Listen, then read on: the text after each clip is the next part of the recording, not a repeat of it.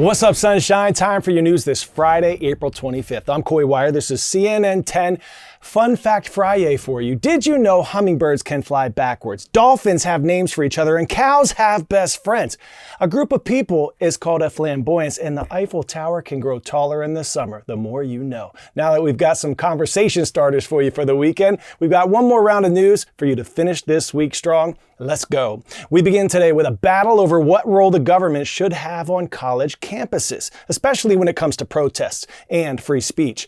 This is most prominently playing out between the White House and Harvard University. The Ivy League school is now suing the Trump administration after it froze $2.2 billion that was set aside for the university.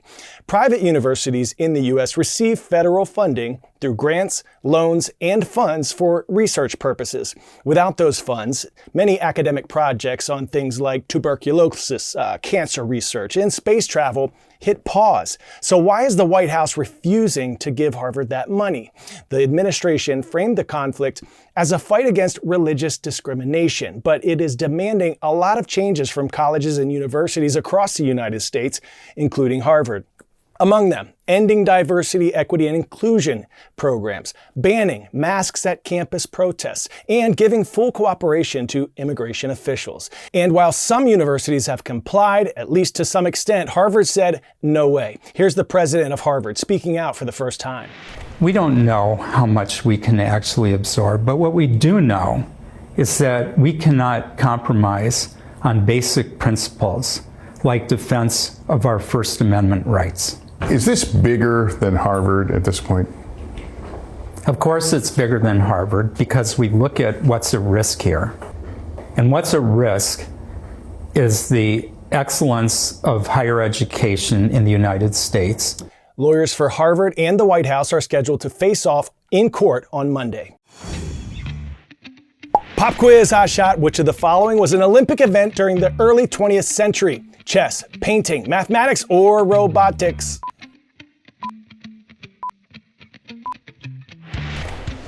If you said painting, you're so Monet, baby. From 1921 to 1948, artists participated in Olympic events like architecture, literature, music, sculpture, and painting. They competed for medals by creating works of art that celebrated the Olympic sports happening during the Games.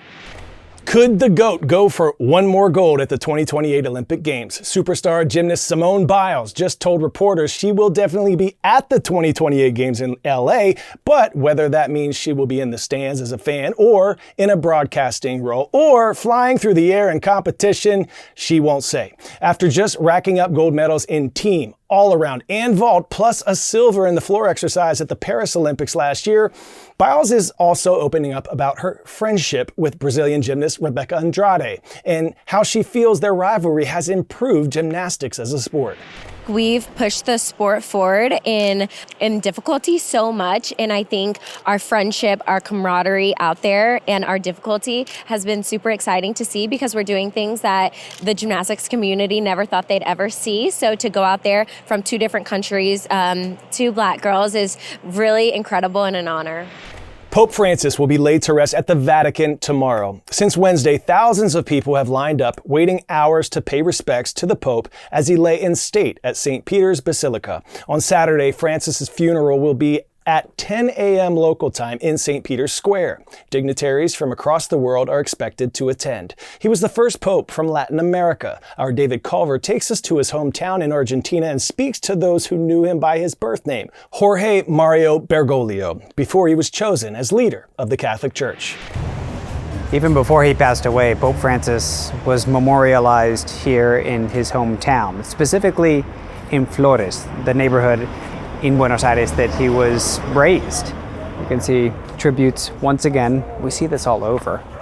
Flowers left outside his childhood home, and they've even got the plaque.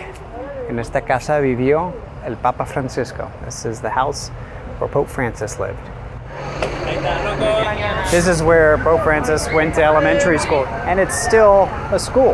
You got students who are leaving for the day. Pope Francis's friendships from even secondary school onward, some 75 plus years ago, lasted for decades. And today we actually met up with one of his friends, Oscar Crespo. segundo o tercer año, no me acuerdo bien.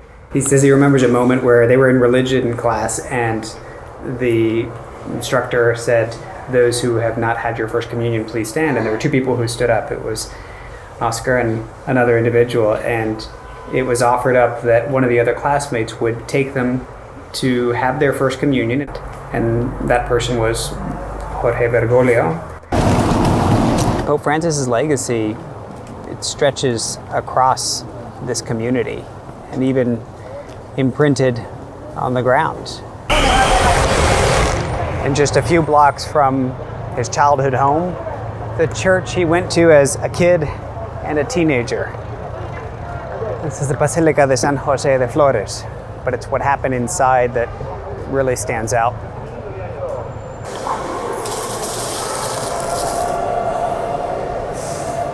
It says inside this confessional, on September 21st, 1953, Jorge Mario Bergoglio had the call from God to become a priest. And now that confessional has become a pilgrimage site of sorts. Throughout the day, people coming in to leave flowers, candles, to offer prayers, just to remember. But it's not just Catholics or even Christians mourning the loss. To start with this. Omar Aboud, a Muslim, worked alongside then Cardinal Bergoglio and a Jewish counterpart to create the Interreligious Dialogue Institute. For more than 25 years, they built a deep friendship. When was the last time you spoke with him? This year, January 23. What did you talk about? Many times. AI. AI? Yeah. Artificial intelligence? Yeah. Omar has been reluctant to do interviews since the Pope's passing. Omar, it's not lost on me that the world has lost a Pope, but you lost a friend. Words are not enough.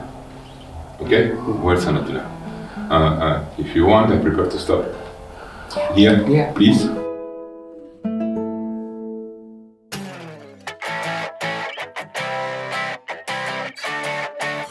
Today's story getting a 10 out of 10, a baby elephant bringing trunkloads of cuteness. An adorable 5-month-old baby elephant named Jet made his public debut this week at the St. Louis Zoo in Missouri. Jet had tons of fun exploring the public-facing habitat for the first time, running around, digging in the sand with his trunk. He's this zoo's first ever Asian elephant calf not born the old-fashioned way. Zookeepers use scientific fertilization methods to begin the pregnancy, all in an attempt to hopefully help to boost the population of the endangered Asian elephant. He was born in November, growing to more than 500 pounds since then, and safe to say the little guy has plenty more growing left to do.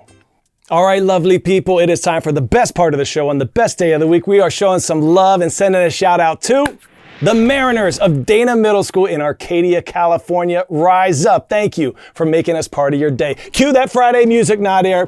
Wherever you are, wherever you go this weekend, make sure you remember that you are more powerful than you know. You never know when or how, but you just might be the spark of joy someone needs. Have an awesome weekend, everyone. I'm Coy Wire, and we are CNN 10.